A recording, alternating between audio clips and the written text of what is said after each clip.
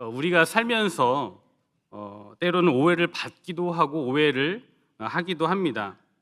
오해라는 것이 고의적이든 비고의적이든 간에 오해라는 것은 팩트 진실이 왜곡된 것을 말합니다. 그래서 오해를 받으면 팩트와 진실이 이상하게 왜곡되어서 당하는 사람은 정말 마음이 슬프고 힘들 수밖에 없는 것입니다. 오해는 어떻게 풀릴까요? 그런 것 같습니다. 오해는 또 다른 팩트, 또 다른 진실이 오해를 덮을 때 풀리는 것 같습니다. 제가 2019년도 2월에 배들기 처음 부임하여 왔는데요. 오자마자 교육자 수양회가 있었어요. 교육자들이 수양회에서 이제 저녁 식사를 하게 되었는데 저녁에 피자집을 가게 되었습니다. 담임 목사님께서 음료로 루비어라는 것을 시키셨어요. 그래서 저보고 이 목사도 한번 마셔봐요. 미국에서 루비어를 마실 줄 알면 미국에 다 적응한 겁니다. 그렇게 얘기하셨습니다. 그래서 저도 주문해서 루비어를 한번 마셔봤는데 맛이 무슨 가스활명수? 신심파스 맛이 나는 아주 희한한 맛이 나는 겁니다. 저는 괜찮았어요. 먹을만 했습니다. 그래서 집에 가서 아내에게 자고로 말이야, 미국에서 살려면 루비어 정도는 마실 줄 알아야 한단 말이지 라고 하면서 제가 루비어를 사오겠다고 마트로 갔습니다. 랄스에서 루비어를 찾는데 어쨌든 이제 루비어도 일단 비어니까 맥주 칸을 뒤지기 시작했습니다. 근데 없는 거예요. 한참을 맥주 칸을 뒤적거리다가 갑자기 그런 생각이 들었어요. 만약에 베델교회 성도들 중에 한 분이 지나다가 맥주 칸을 뒤적거리고 있는 저를 발견하면 어떻게 생각을 할까? 새로 부임한 목사가 마트에서 맥주를 사더라. 이런 소문이 나겠죠? 그래서 제가 아차 싶어가지고 바로 그 자리를 떴습니다. 그리고는 어쨌든 이제 루비어를 사야 하니까 카트를 가지고 끌고 맥주 칸을 한번 지나가면서 힐끗 쳐다보고 없으니까 다시 돌아오면서 맥주 칸을 힐끗 쳐다봤는데 결국은 못 찾고 집에 들어왔습니다. 나중에 알고 보니까 이 루비어는 스파클링 워터 칸에 있다라는 거예요. 여러분, 루비어는 술이 아닙니다. 이처럼 우리는 자칫 잘못하면 상황적 오해를 받을 수 있습니다. 오늘 말씀을 통해서 보게 될 것은 하나님의 사람들이 받는 영적인 오해. 결국 진리에 대한 오해는 말씀의 예언이 성취될 때 해결된다라는 것입니다. 오늘 본문을 한번 보겠습니다. 오늘 본문을 보시면 선지자 예레미야가 상황적 오해를 받고 있습니다. 잠깐 당시에 국제 정세와 정치적 상황을 우리가 살펴보아야 하는데요. 기원전 597년 여호야긴 왕이 왕 때에 느부갓네살 왕은 예루살렘을 공격하고 여호야긴과 주요 인물들을 바벨론으로 끌고 갔습니다. 그 후 바벨론이 시드기야를 유다 왕으로 세웁니다. 시드기야가 처음에는 바벨론에게 이렇게 순종하고 복종하는 그런 모습을 취했는데 그런데 이제 9년째쯤 되었을 때 다시 반란을 일으켰습니다. 그리고 남쪽에 있는 이집트와 동맹을 맺으려 한 것이죠. 바벨론은 예루살렘을 다시 쳐들어옵니다. 그리고 2년 동안 포위를 했다가 기원전 586년에 예루살렘을 함락시키고 성전도 파괴하는 일이 벌어집니다. 이때 예레미야 선지자는 바벨론의 침공이 하나님의 심판이다라고 말하면서 유다가 하나님께 불순종하고 우상 숭배를 한 결과로 이러한 재앙이 임하게 된 것이다라고 선포를 했어요. 따라서 바벨론에게 항복하는 것이 하나님의 뜻이다. 이것을 통해서 우리가 생명을 민족이 보존될 수 있다라는 것을 강조를 했습니다. 당시에 많은 선지자들이 있었는데 다른 선지자들은 바벨론의 침공이 곧 끝날 것이다. 유다는 결국 승리할 것이다라고 예언을 했습니다. 그러나 이 예레미야 선지자는 이러한 예언이 거짓이라고 시작하면서 하나님의 뜻은 바벨론에게 항복하는 것이다라고 그렇게 말을 한 거예요. 지금 예루살렘이 바벨론에 포위되어서 그 나라와 민족이 함락되기 일보 직전인데 바벨론과 죽기까지 싸워도 부족할 판에 항복해야 한다라고 말하니까 예레미야가 도대체 어느 쪽의 선지자인가 오해가 되는 것이죠. 마치 이제 일제 시대에 일본이 우리 한반도를 침략했을 때 우리가 일본에 항복하는 것이 하나님의 뜻이다라고 말하는 것과 같지 않겠습니까? 당시 유다 지도자들은 예레미야의 예언과 조언을 듣기가 너무 거북스럽습니다. 어떻게 보면 당연한 거죠. 그래서 당시 유다 지도자들은 이 바벨론의 군사적 위협을 극복하기 위해서 어떻게 했는가 하면 남쪽에 있는 가장 강국인 애굽, 이집트와 동맹을 맺으려 했습니다. 이집트에게 도움을 요청한 거죠. 이집트가 군사를 보내줬어요. 군대가 출동했다라고 하니까 바벨론이 예루살렘에서 일시적으로 퇴각을 하게 됩니다. 바로 이때에 상황적 오해 사건이 일어납니다. 오늘 보면 예레미야 37장 12절에서 예레미야가 베냐민 땅에서 백성 가운데 분깃을 받으려고 예루살렘을 떠나 그리로 가려 하여라고 이렇게 되어 있습니다. 이 상황이 아주 묘한 타이밍이었다라는 것입니다. 바벨론에 항복해야 한다라고 주장해 오던 선지자가 바벨론 군대가 물러나고 성문이 열리니까 그 틈을 타 가장 먼저 예루살렘을 떠나려 했다? 뭔가 이게 석연치 않아 보이는 것이죠. 왜 갑자기 예루살렘을 떠나려 했을까? 바벨론에 항복해야 한다라고 예언했는데 바벨론이 퇴각해 버리니까 어떻게 된 겁니까? 그의 그동안의 예언이 빗나가 버린 거예요. 그 순간은. 그러니까 이 예언자가 그 땅에 남아 있을 수 있겠습니까? 남아 있을 수 없는 그런 이상한 상황들이 벌어진 것이죠. 그런 상황에서 베냐민 땅에 자기 분깃을 받으려고 간다라고 하니까 사람들이 납득이 되지 않는 거죠. 실제로 예레미야가 제사장 가문으로서 베냐민 땅에 있는 땅의 소산물을 나눠받을 권리가 있었습니다. 자신의 현실적인 필요 때문에, 그리고 생계 문제 때문에 그것을 가지러 가려고 했던 거예요.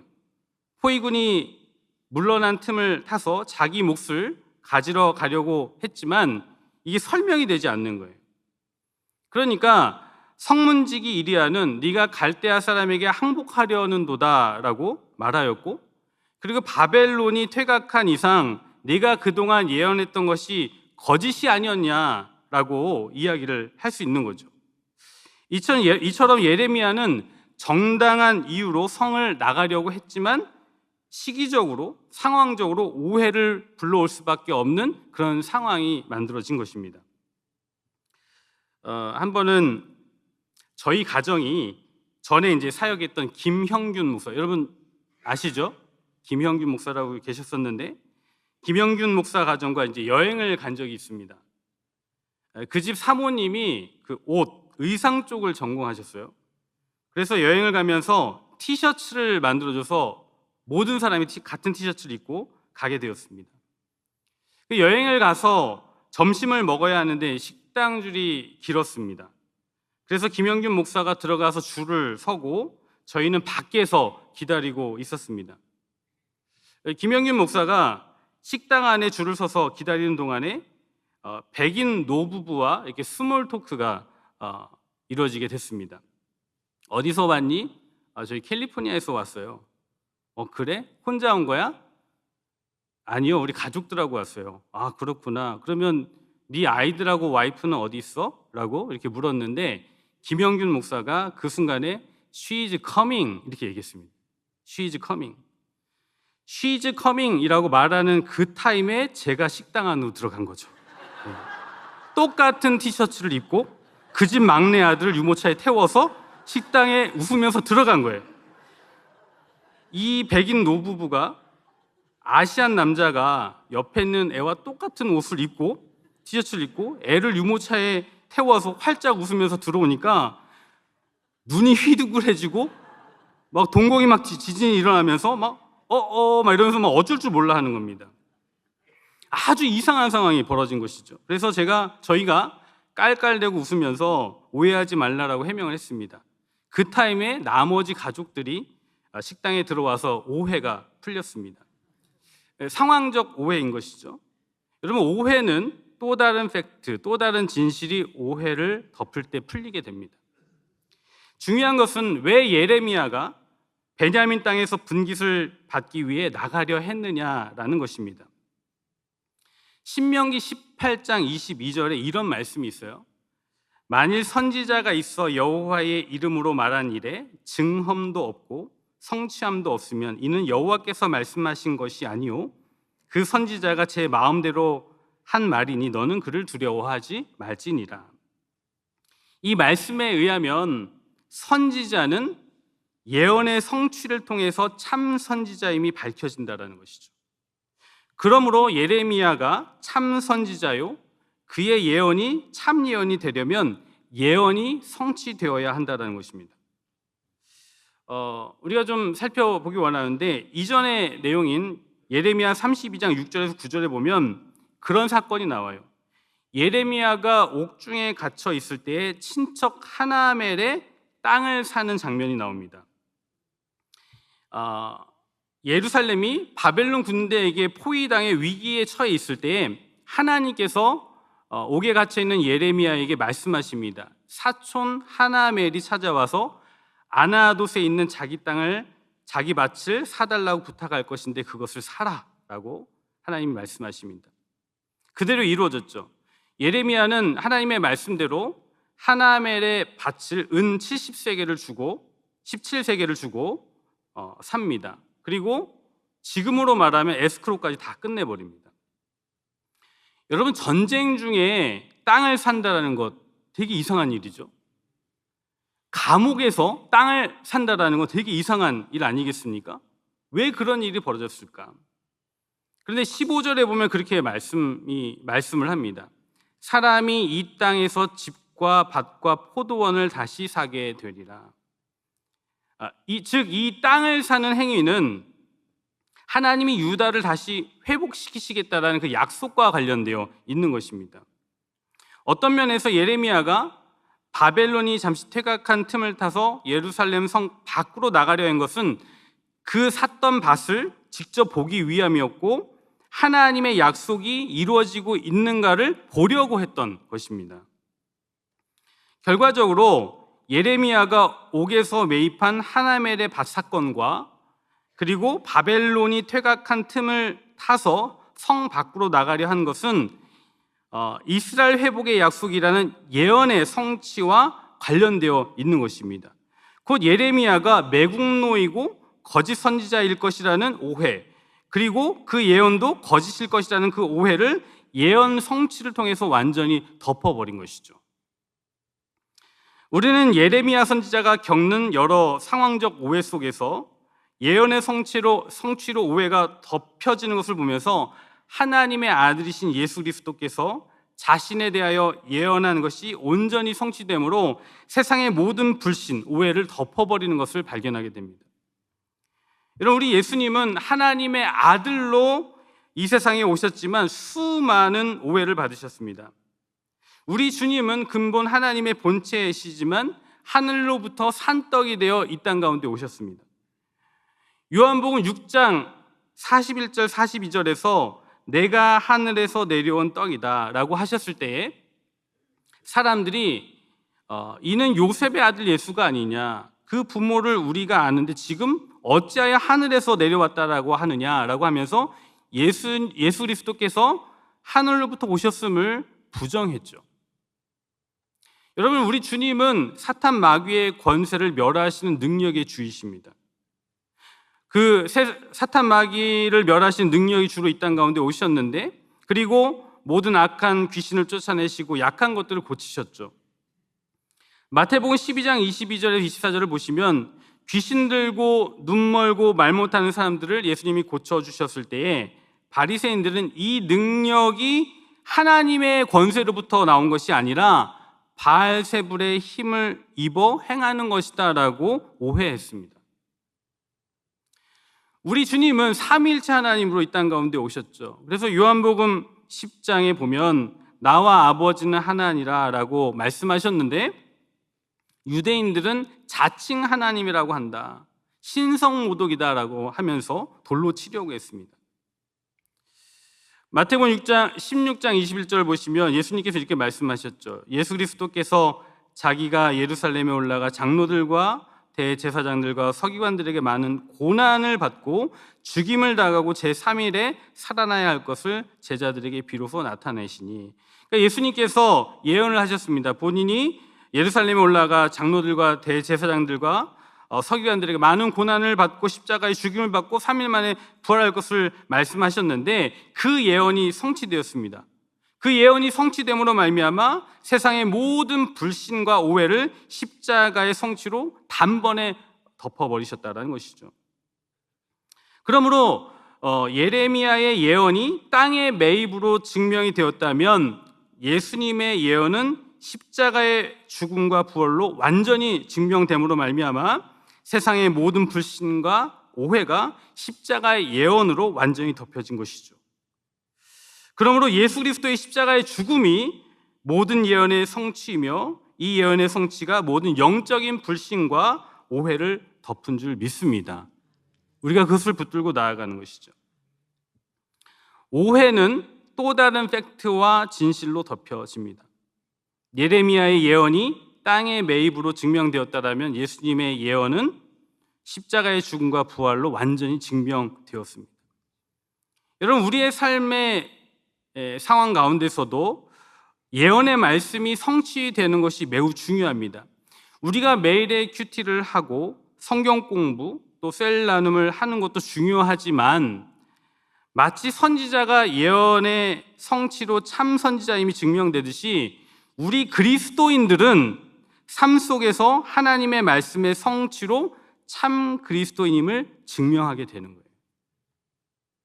오늘날 우리 기독교인들이 세상으로부터 종종 위선자라는 오해를 받기도 합니다. 교회에서는 거룩한 척하면서 세상에 나가서는 완전히 다른 모습으로 산다라는 비판이 있습니다.